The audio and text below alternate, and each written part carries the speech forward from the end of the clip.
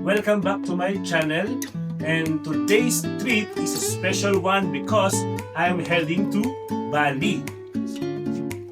So guys, I will be finally reuniting with my family at mag-meet kami doon sa Bali na mismo.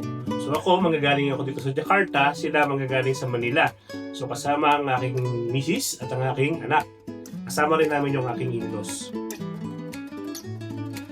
Guys, ang vlog na to ay isi-share ko sa inyo yung magiging experience ko sa processes ng isang KITAS holder o KITAS holder. Yun yung temporary residence permit para sa mga expatriates na nagtatrabaho dito sa Jakarta. So, dun sa mga foreigner na katulad ko, na nag-work dito at gusto mag-travel domestically, itong vlog nito is para sa inyo.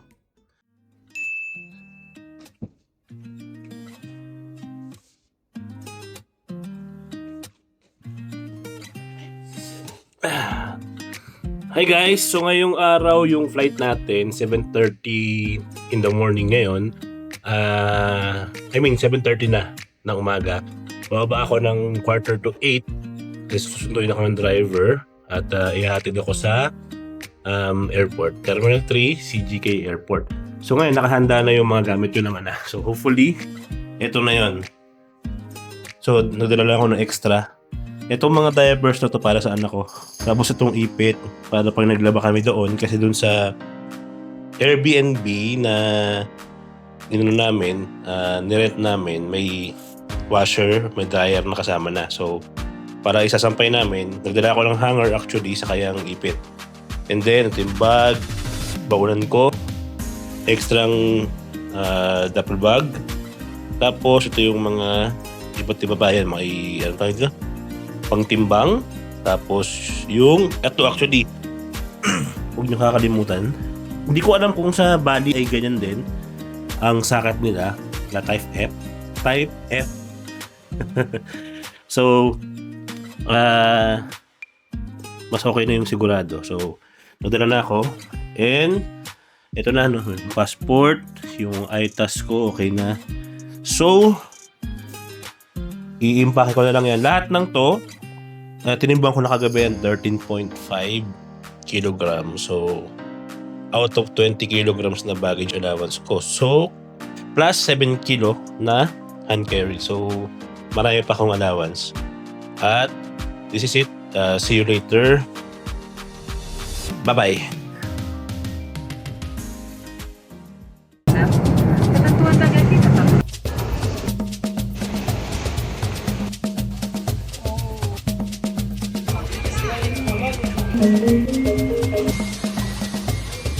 Dito na tayo para nakapag-miss.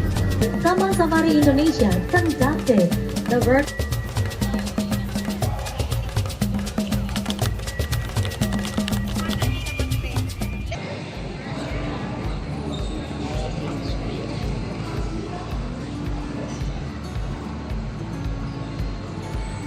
So, nandito tayo guys sa CJK Airport, Terminal 3.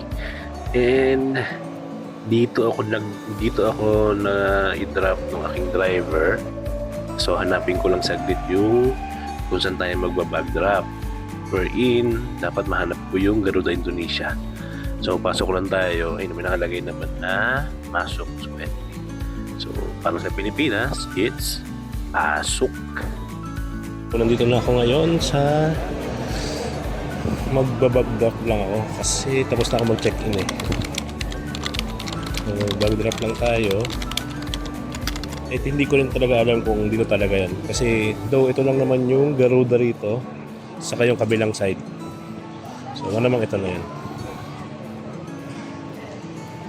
So guys, nakalagpas na tayo sa baggage drop. Meron na tayong boarding pass. Hanapin na natin ngayon yung gate 12. So ayun, may sign na nakalagay pinto 11 to 28. So gate 11 to 28. So nandyan yan. So puntahan natin. So guys, nakalagpas na tayo sa security check.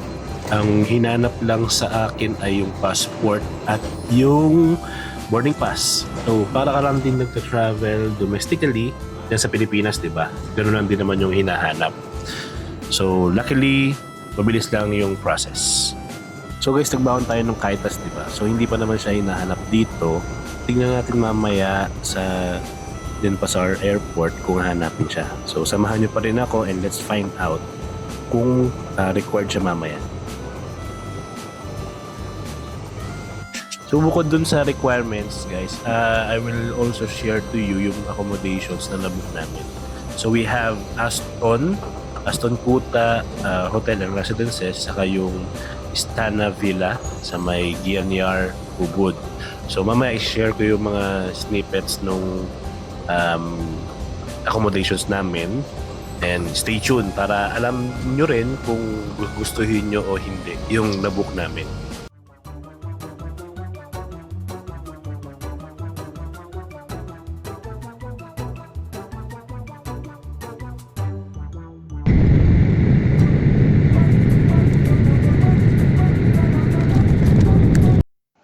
So guys, apparently, parang after nitong baggage claim, ay labasan na. Yung baggage claim, yun yung labas.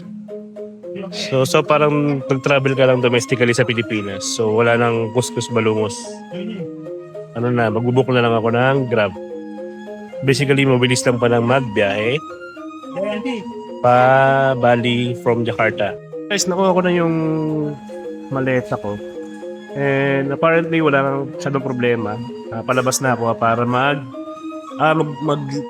magbubuk siguro muna ako ng Grab or maglilibot na ako saglit.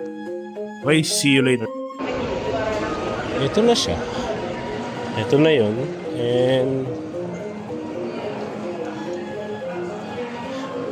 so dito yung mga yung mga nag-aantay. And may din sa labas may kainan pa. So sa mga kakakain, makakain kayo sa labas. At yung mga walang Grab app siguro, saka Gojek app, meron din dito. Doon na lang kayo mag-book. So ito yung sasalubong sa inyo dito. Ayan, Bali.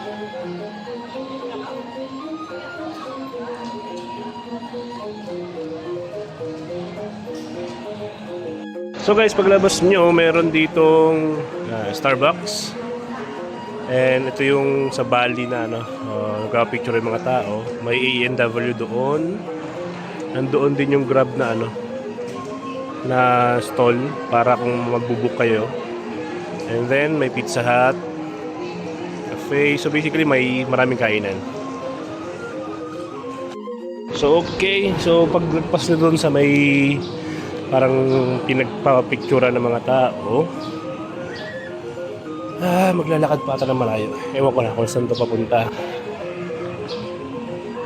So yan, dito may mga airport taxi, may kainan, at merong Indomaret, Donut King, at siguro doon pa sa malayo pa. Malayo pa na. And here you go. Napunta na ako sa pick-up point, no? Kasi nag-book ako ng InDrive. Compare kasi sa Grab at Gojek na napakabilis tumaas ng price ng pamasahe. Dito sa InDrive, pwede kang makipaghagil. So dito ako nag-book at apparently i-pick up niya ako dito sa baba. Hindi doon sa taas. Doon sa taas kasi kanina, pag diniretso nyo yun, papunta yun doon sa pick-up point ng Grab sa Gojek. So, see you later sa hotel at i-introduce ko sa inyo yung accommodation namin. Guys, dito na ako sa lobby ng Aston. Naantay ko na lang yung keycard ko papuntang room. So, nakapag-check-in na rin naman ako. And ito yung aming room. We booked deluxe king room. Kasi tatlo kami. Kailangan king size bed yung kasama. And ito may buffet breakfast na rin nakasama. Dito sa room, meron kaming refreshments, may tubig. Pero yung tubig na yan ay binili ko yan yung tao dito, yung Amidis. Meron silang refillable sa labas. And yan, may ito yung bed. And the TV, ikot tayo. Yan. Yung TV may Netflix, YouTube, saka Prime Video. So nag-book kami dito ng 3 days, 2 nights for the first week, yung unang stay namin dito. Pero babalik kami dito after 4 days, after namin mag-ubod. And then this is the comfort room. Kompleto naman siya, may sink, may shower, and the toilet. This is lahat ay nandun na for your everyday need dito sa stay ninyo sa Aston. And then dito sa paglabas naman ninyo, ito ay nasa second floor kami actually. Third floor kami. So ito yung swimming pool nila. Well, kung magbubuo kayo ng tawag dito, kung magbubuo kayo ng poolside access, medyo hindi siya worth it. Kasi tingnan mo, hindi naman siya poolside mismo eh. 'Di ba? Kung nabitin kayo dun sa swimming pool sa hotel, lakad kayo around 2 to 3 minutes from there, makikita nyo itong beach na to. Well, yun doon sa dulo may malaking statua. Tara nga, puntahan niya natin. And ito na nga yung statua na yon. Nag-walk tayo ng almost 1 minute siguro. So ito, napakalaki niya, di ba? So this is what you call Varuna statue. Varuna is the Hindu god of the water, the sea, and the ocean. So para siyang protector ng karagatan. So in Greek mythology and Roman mythology, para silang si Poseidon and Neptune respectively. Okay, so much for that. Marami pa yan sa Bali. Kasi karamihan dito ay Hinduism.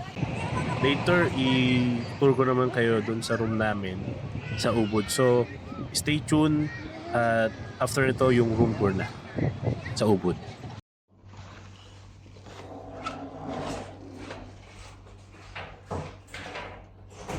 Then,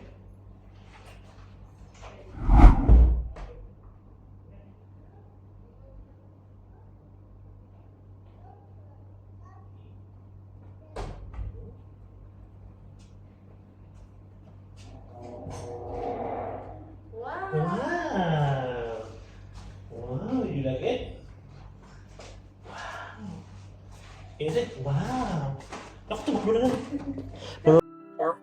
And we have the room tour. So itong villa namin, meron kaming 2 bedroom. And may swimming pool sa labas. Itong pinanggalingan ko is the living room. So may generic nga, no? Meron tayong bed, of course. And then the room is so homey, rustic. At yun, yung details ng price, i-post ko dyan sa screen para makita nyo at ma-compare. Pero napakamura nitong villa na to for 4 days, 3 nights. Yan, itong bathroom, mayroon kaming tub, mayroon toilet. So dito sa room namin, magkahiwala yung toilet at yung shower. Nasa kabila yung shower. At dito sa gilid na to, mayroon kaming sink na pwede kayo mag-toothbrush. At on the other part, nandun yung cabinet. Katabi ng cabinet na yan is yung shower. Okay? So sa labas, guys, may swimming pool. And basically, yung kabilang side, yung kabilang room, almost parehas lang din. So, tingin ko napakaano na to, sulit yung room na to. At sa labas, yung sa labas, nandun yung swimming pool. Tatay, look at alien. So pogi mo. Wow! Nasa na? Hindi, tinanggal naman eh. Ay, ka dyan. And that's it for this episode, guys. Thank you sa panonood. Sana samahan nyo pa rin kami dito sa Bali para sa next episode namin, which is pupunta kami sa Waterbomb, Bali. Before that, paki-like, paki-subscribe at paki-share na rin sa inyong mga friends. Okay? Hanggang sa muling pagkikita, paalam!